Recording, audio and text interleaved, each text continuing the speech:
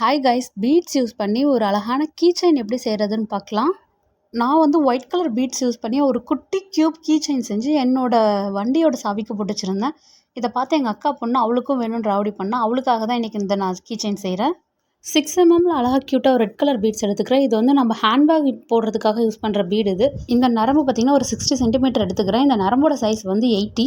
இது ஹேண்ட்பேக் போட்டால் கொஞ்சம் ஸ்டிஃபாக இருக்கும். இதை விட பெரிய சைஸ் 100ம் இருக்குது.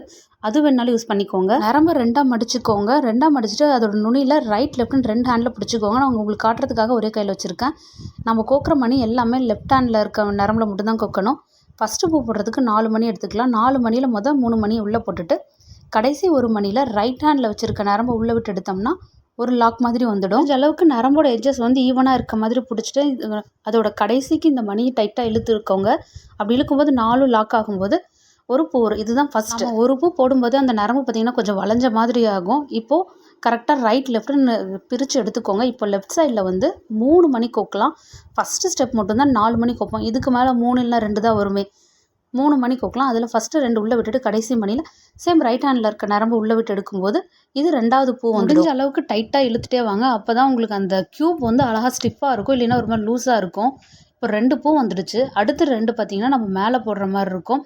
இப்போயும் சேம் ரைட் லெஃப்ட்னு வச்சுக்கோங்க. லெஃப்ட் ஹேண்ட் சைடில் 3 மணியை உள்ளே விட்டுட்டு 2 மணி உள்ள கடைசி மணியில் நம்ம ரைட் ஹேண்டில் இருக்க நரம்பு உள்ளே விட்டு எடுக்கும்போது செகண்ட் லைனில் ஃபஸ்ட்டு பூ நமக்கு வந்துடும். இந்த பூவையும் நல்லா டைட்டாக இழுத்து விடுங்க. இழுத்து விடும்போது கீழே லூஸாக இருந்தாலும் அதுவும் டைட் ஆகிடும்.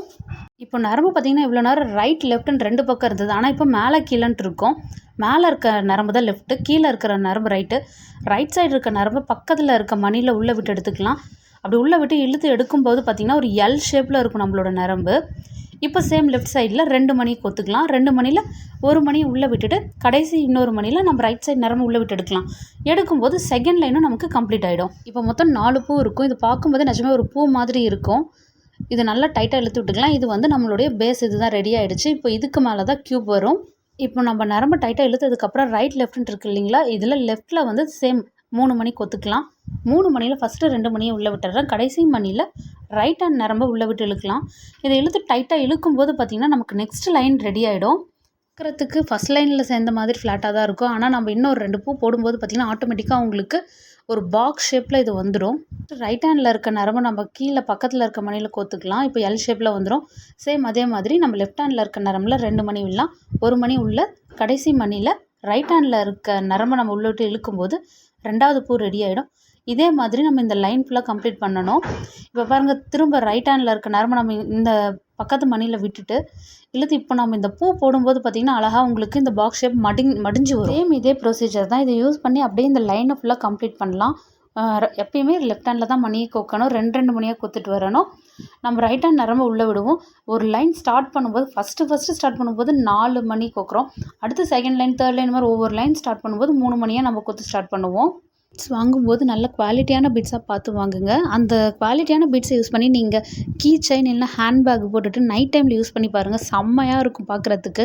கிட்டத்தட்ட செகண்ட் லைன் கம்ப்ளீட் ஆக போகுது. இப்போது இவ்வளோ நேரம் போட்டதை விட்டுட்டு லாஸ்ட் மணிக்கு வரும்போது இவ்வளோ நேரம் நம்ம ரைட் ஹேண்டில் இருக்க நரம்பு வந்து 1 மணியில் கொத்தோம். ஆனால் இப்போ லாஸ்ட்டுக்கு வரும்போது 2 மணியில் கொக்கணும். 2 மணியில் கோக்கும்போது பார்த்திங்கன்னா இப்போ 3 மணியில் நரம்பு கொத்த மாதிரி இருக்கும். கடைசி ஒரு மணியை மட்டும் விட்டுட்டு நம்ம லாக் பண்ணும்போது நமக்கு இந்த லைன் கம்ப்ளீட் ஆகிடும். நல்லா டைட்டாக நீங்கள் இழுத்து பார்க்கும்போது பார்த்திங்கன்னா அழகாக ஒரு குட்டி பாக்ஸ் மாதிரியே இருக்கும்.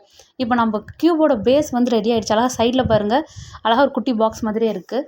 இப்போ இவ்வளோ நேரம் போட்ட ப்ரொசீஜராக தான் நெக்ஸ்ட் லைன் போடும். லெஃப்ட் ஹேண்டில் இருக்க நரம்பில் 3 மணியை கோப்போம். 2 மணியை உள்ளே விட்டுட்டு கடைசி மணியில் ரைட் ஹேண்டில் இருக்க நரம்பு நம்ம உள்ளே விட்டு எடுக்கும்போது நமக்கு ஒரு லாக் மாதிரி வந்து நெக்ஸ்ட் லைன் ஸ்டார்ட் ஆகிடும். இப்போ ரைட் ஹேண்டில் இருக்க நரம்பு பக்கத்தில் இருக்க மணியில் கோத்து நெக்ஸ்ட்டு 2 மணியாக இதுக்கு மேலே ஆட் பண்ணிட்டு வரணும். இதே மாதிரி இந்த லைனையும் கம்ப்ளீட் பண்ணிடலாம்.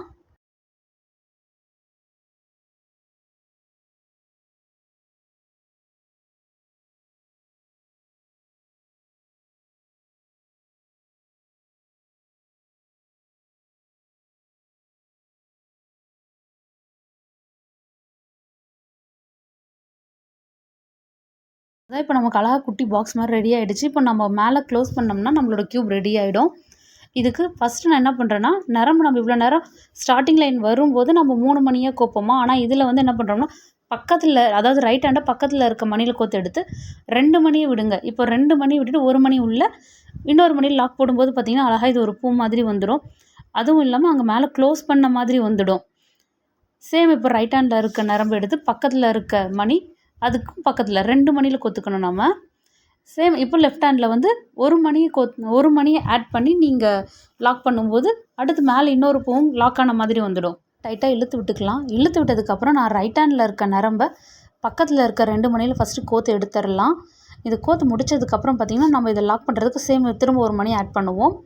லெஃப்ட் ஹேண்டில் இருக்க நரம்பில் ஒரு மணியை கோத்துட்டு இப்போ கீ செயினுக்கு வந்து அந்த மேலே இருக்க செயின் வேணும். அந்த செயினை வந்து ரைட் ஹேண்டில் இருக்க நரம்பில் வந்து உள்ளே விட்டு கோத்துக்கலாம். உள்ளே விட்டு கோத்துட்டு அதுக்கப்புறம் நம்ம அந்த ரைட் ஹேண்டில் இருக்க நரம்பை மணியை உள்ளே விட்டு நம்ம லாக் பண்ணும்போது உள்ளே அந்த செயின் மாட்டிடும். அவ்வளோதான். இப்போ நமக்கு ஈஸியாக இந்த கீ செயின் ரெடி ஆகிடுச்சு. கொஞ்சம் லூஸ் பண்ணி உள்ளே குட்டி குட்டியாக நிறைய மணி போட்டுட்டேன். அப்போ தான் அது ஷேக் பண்ணால் சவுண்ட் வரும்னு நான், ஏன்னா அது போட்டிருக்கிறது குட்டி பொண்ணுக்காக தான். அவளுக்கு ஆல்ரெடி மணியில் யூஸ் பண்ணி ஒரு குட்டி ஹேண்ட்பேக் போட்டிருக்கேன். அந்த பேக்கில் இதை வச்சு நான் ரெடி பண்ணி அவளுக்கு கொடுக்க போகிறேன். ரிட்டன் கிஃப்ட்டுக்காக இந்த மாதிரி கீ செயின்ஸ் உங்களுக்கு வேணும்னா நீங்கள் ஆர்டர் கொடுத்தா நான் ரெடி பண்ணி கொடுக்குறேன். இன்னும் நான் என்ன ஷேப்ஸ் உங்களுக்கு வேணும்னு கேட்குறீங்களோ அந்த ஷேப்பில் ரெடி பண்ணி கொடுக்குறேன். என்கிட்ட குவாலிட்டியாகவும் இருக்கும், நல்லாயிருக்கும். தேங்க்யூ.